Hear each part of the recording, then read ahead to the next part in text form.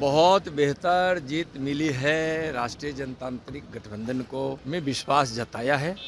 महाराष्ट्र में रिकॉर्ड तोड़ जीत हासिल की है भाजपा और नोरमा ग्रुप, जो सोचता है वो करता है। आपके अपने सपनों का आशियाना।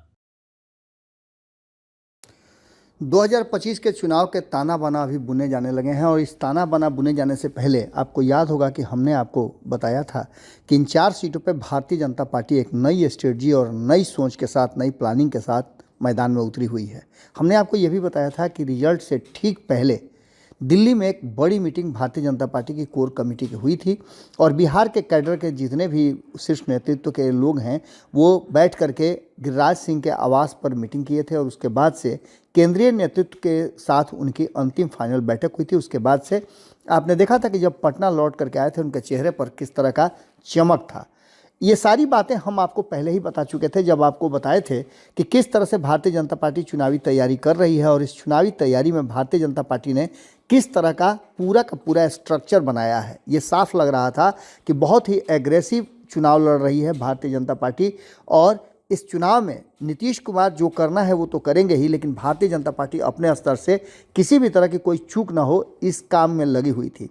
खास करके अगर बात करें तो अमित शाह भले ही बिहार की तरफ ध्यान नहीं दे रहे हों या उन्हें बिहार से बाहर रखा गया, बिहार से दूर रखा गया हो, लेकिन उनके प्रतिनिधि के रूप में नित्यानंद राय लगातार बिहार को मॉनिटर कर रहे हैं और ख़ास करके अगर देखा जाए तो तरारी और रामगढ़ में उन्होंने ज़बरदस्त कैंप किया था और एक एक सेकंड का रिपोर्ट उन्होंने दिल्ली पहुंचाई थी। उसके बाद जब मीटिंग हुई और मीटिंग के बाद बातें तो खुल करके नहीं आई, लेकिन 2025 के लिए भारतीय जनता पार्टी ने अपनी स्ट्रेटजी ज़रूर बताई। अब उसी स्ट्रेटजी को लेकर के और रिजल्ट के बाद जो बातें पहले कह रहे थे चुनाव के, वही बात रिपीट करते हुए नित्यानंद राय ने कहा है कि 2025 में भारतीय जनता पार्टी ने अपना पूरा प्लान और स्ट्रक्चर बना लिया है। क्या होगा 2025 के चुनाव में, यह आप खुद उनके मुंह से सुन लीजिए और एनडीए का क्या होगा, नीतीश कुमार का क्या होगा और किस तरह से भारतीय जनता पार्टी अपने साथी दलों के साथ सामंजस्य बिठा करके चुनाव लड़ेगी, ये पूरी की पूरी बात उन्होंने मीडिया के सामने बताई। बहुत बेहतर जीत मिली है राष्ट्रीय जनतांत्रिक गठबंधन को और माननीय प्रधानमंत्री आदरणीय नरेंद्र मोदी जी की विकास की गंगा जो उनके भगीरथ प्रयास के कारण देश के गांव-गांव, घर-घर, जन-जन तक पहुंच रही है, उसका असर है। इस देश के लोगों ने माननीय प्रधानमंत्री जी के विकास में विश्वास जताया है। महाराष्ट्र में रिकॉर्ड तोड़ जीत हासिल की है भाजपा और एनडीए ने और जितने भी उपचुनाव हैं उसमें देखे होंगे कि भारतीय जनता पार्टी ने अपार जीत हासिल की है, यानी कि माननीय प्रधानमंत्री जी के नेतृत्व में लोगों ने विश्वास जताया है। बिहार में चारों की चारों सीट एनडीए जीती है। प्रधानमंत्री जी के विकास की गंगा बिहार के मुख्यमंत्री श्रीमान नीतीश कुमार जी ने घर घर तक पहुंचाया है। लोगों ने बिहार में भी माननीय मोदी जी और माननीय नीतीश कुमार जी के कार्यों को काफ़ी सराहा और उसमें विश्वास जताया और चारों सीट एनडीए जीती। जो सीटें एनडीए के पास नहीं भी थी, आरजेडी के पास और माले के पास थी, उसको भी एनडीए ने जीता है और 2025 के चुनाव का यह संकेत है कि 2025 के बिहार विधानसभा के चुनाव में रिकॉर्ड तोड़ेगी एनडीए और 50 वर्षों का 60 वर्षों का इतिहास जो अब तक किसी गठबंधन को उतनी बड़ी जीत हासिल नहीं हुई है, उतनी बड़ी जीत एनडीए 2025 के बिहार विधानसभा के चुनाव में सीटें जीतकर आएगी। देखिए, झारखंड में जो हार हुई है, हार तो नहीं कह सकते हैं। आप देखे होंगे कि बहुत सारी नई सीटों को हम जीते हैं और पुरानी सीटें हम अच्छी संख्या में उसको हम जीत नहीं पाए हैं। जीते ज़रूर है उस सीटों पर भी, तो कहीं ना कहीं वहाँ के जो स्थानीय विधायक के प्रति जो एंटी इनकम्बेंसी का जो माहौल था उसके कारण वहाँ हम पीछे रह गए हैं।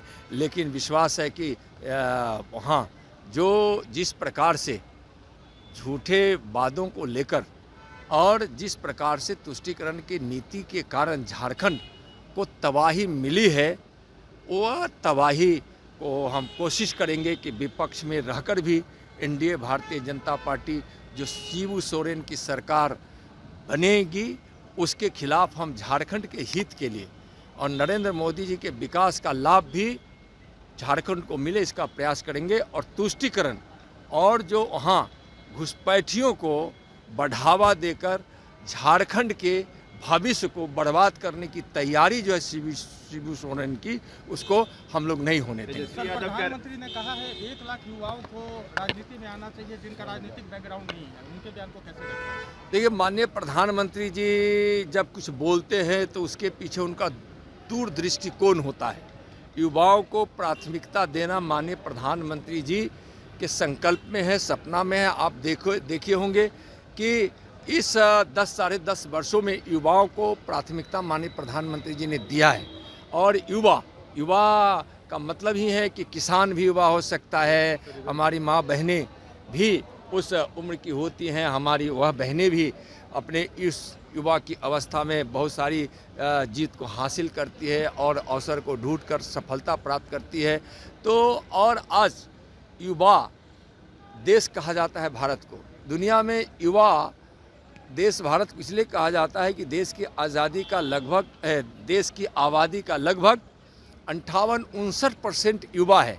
और यह युवा शक्ति ऐसी है जो माननीय प्रधानमंत्री जी के संकल्प और उनका जो विजन है 2047 तक भारत को विकसित भारत बनाने का, जिस विकसित भारत में प्रति व्यक्ति आय दुनिया में सबसे ज़्यादा भारत का हो, यह युवा शक्ति से ही संभव हो सकता है। इसलिए माननीय प्रधानमंत्री जी के दृष्टिकोण में और उनके सपनों को साकार करने में, संकल्प को साकार करने में युवा शक्ति की आवश्यकता है। और युवा ही इस देश को नए युग में ले जाकर विकसित भारत बनाने में माननीय प्रधानमंत्री जी के उस सपनों को पूरा करने का सबसे ज़्यादा सामर्थ्य रखता है। तेजस्वी यादव ने कल कहा है कि झारखंड के बाद अब बिहार की बारी है, बिहार में 25 में हम लोग सरकार बनाएंगे। अच्छा, देखिए, ये तो ऐसा व्यक्ति ही कह सकता है जो बिल्कुल बिहार की राजनीति की नासमझदारी रखता हो। अब बताइए, सुपड़ा साफ हो गया उनकी अपनी सीट जो थी वह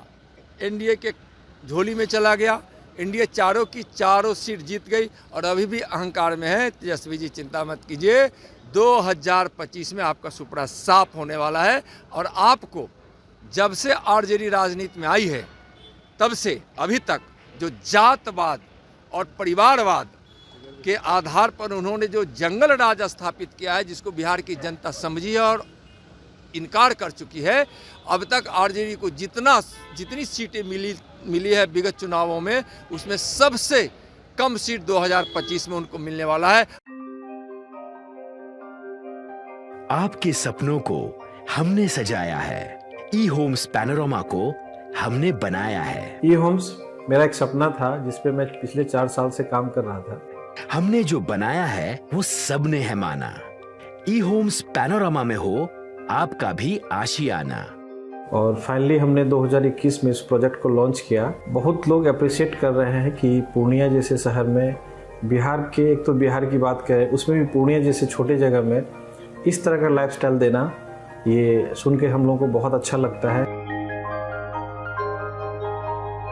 ई होम्स में हमने कुछ और भी किया है, जैसे हम जिस जगह में रह रहे हैं हमारे फैमिली सिक्योर हो, उनको सिक्योरिटी का ध्यान में रखा है। आपकी सुविधा और सुरक्षा आपके लिए खास है, ये आपका विश्वास है। इसमें आर्टिफिशियल इंटेलिजेंस का 7 लेयर सिक्योरिटी का हमने इस्तेमाल किया है। लस ग्रीन कैंपस को बनाया है। यदि हमारा बाउंड्री वाल है तो वो वर्टिकल गार्डन है। ये जितनी भी फैसिलिटी होता है एक इंटरनेशनल टाउनशिप में, ई होम्स है, ये हम लोग विश्वास नहीं कर पा रहे हैं। जो भी हमारे मित्र दोस्त या जो भी हमारे बाहर के बाहर आते हैं तो हम लोगों को बहुत अच्छा सुनने को मिलता है और बहुत अच्छा क्रेडिट मिल रहा है। वो सारा हमने सिर्फ एक बिल्डिंग नहीं बनाया, हमें एक बहुत अच्छा लाइफस्टाइल दिया ई होम्स में। और मेरा एक सपना था जिसको मैं आज फुलफिल होते हुए देख पा रहा हूँ। ये आपका आवास है। ई होम्स पैनोरमा में अब आपका निवास है। E Homes Panorama, luxurious lifestyle redefined. Panorama Group, जो सोचता है वो करता है। अगर ये वीडियो पसंद आई और वह बिहार के राजनीति और बिहारियत से सरोकार रखेनी तो सब्सक्राइब बटन दबा के चैनल के सब्सक्राइब कर ली। ओजे एगो घंटी बा, ओकरा बटन दबा देला से कुल सटीक और मारक खबर रुआ मुफ्त में मिल जाई। अगर रुआ पत्रकारिता के हमनी के नया प्रयोग में सहयोग कर चाहतानी तो ज्वाइन बटन दबा दी। पेटीएम नंबर नोट कर ली 9386816700।